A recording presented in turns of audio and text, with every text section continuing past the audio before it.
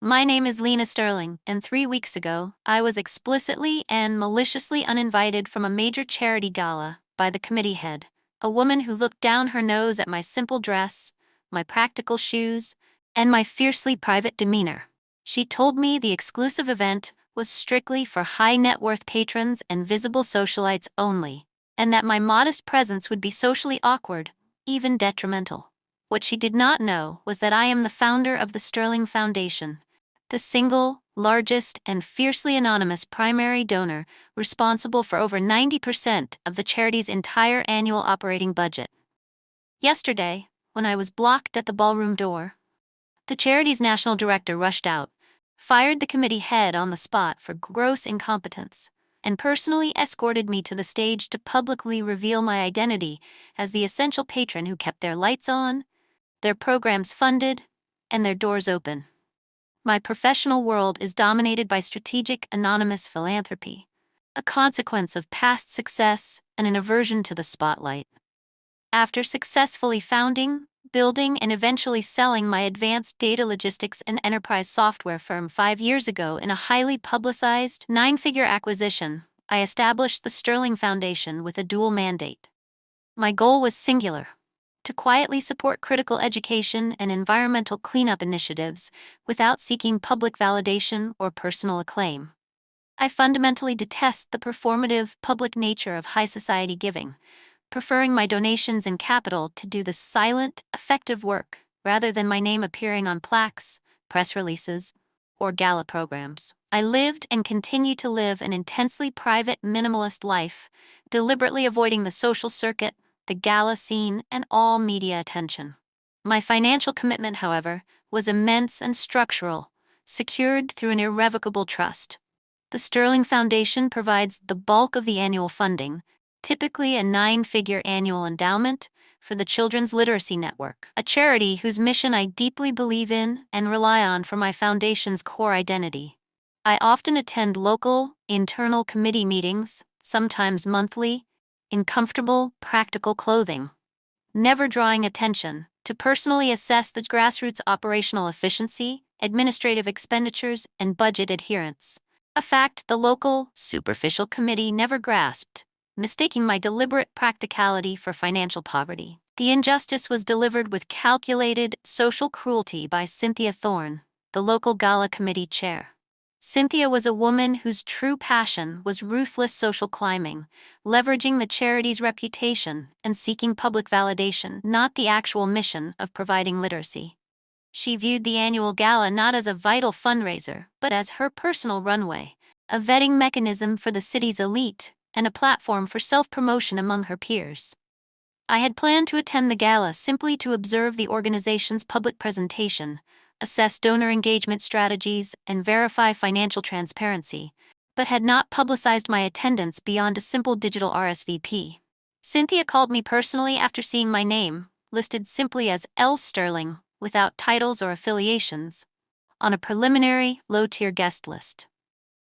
She launched into a highly condescending, unsolicited, and prolonged lecture over the phone, telling me that the price of the ticket was already far too high for people of my apparently modest means, and that given my lack of visible credentials, designer clothes, and public social standing, my presence would actively dilute the value of the networking opportunities for the more significant, recognized donors she had worked hard to invite. She suggested, mockingly, that I would be better served watching the event on the local news instead of embarrassing myself and potentially embarrassing the charity. The insult was profound.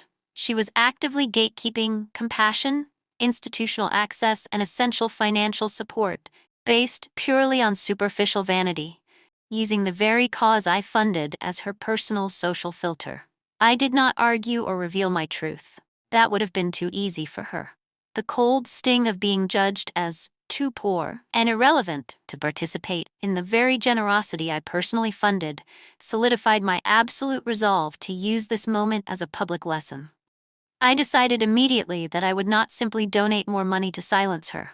I would attend the event, confront the situation on my exact terms, and ensure that Cynthia's social arrogance became her ultimate, public, and documented downfall, a failure she could never professionally recover from. My phase of struggle involved detailed, professional preparation over 3 days.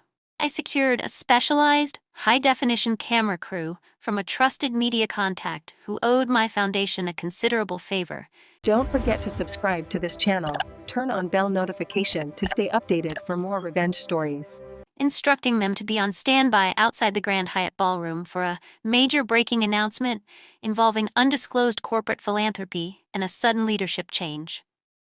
I wore a simple, elegant black sheath dress, understated but clearly of bespoke quality and immaculate cut, and a single 3-carat emerald pendant, a subtle, highly expensive nod to my true financial status, but otherwise maintained my reserved, unassuming demeanor.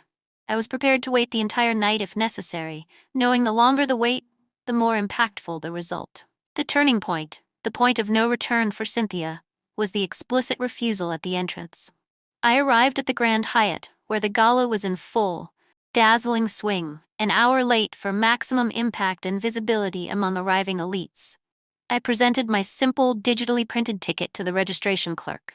Cynthia, positioned immediately at the velvet rope like a bouncer at an exclusive nightclub, spotted me instantly across the foyer. Her eyes narrowed in shock, followed by a theatrical display of open contempt. She dramatically stepped in front of the registration desk, physically blocking my path and refusing to let me proceed.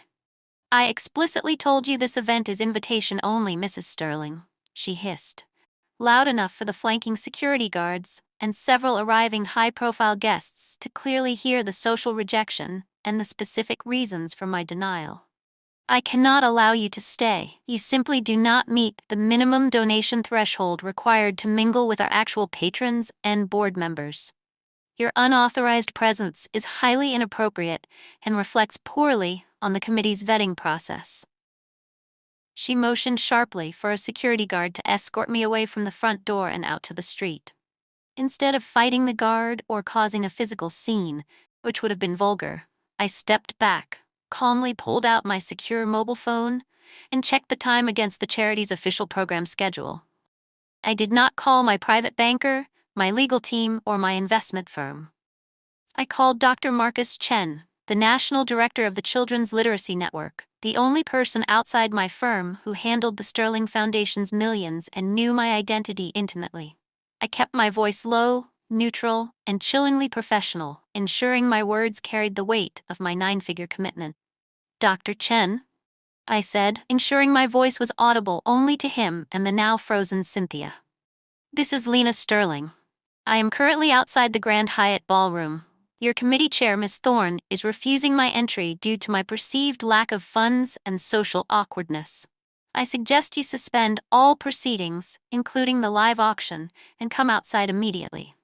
We need to have an urgent, non-negotiable discussion regarding the future of the Sterling Foundation's funding commitment, specifically the 9-figure annual endowment renewal due next quarter, starting with the immediate operational oversight of the Gala Committee and Ms. Thorne's continued employment and involvement." The severity of my tone, the explicit mention of the Foundation's precise funding commitment and the financial deadline, the lifeblood of his entire national organization, was enough to trigger immediate, total organizational panic. My plan moved into swift, public, and documented execution. Less than 3 minutes later, Dr. Chen burst through the ballroom doors, his face a mask of frantic panic, confusion, and genuine fear of immediate institutional collapse.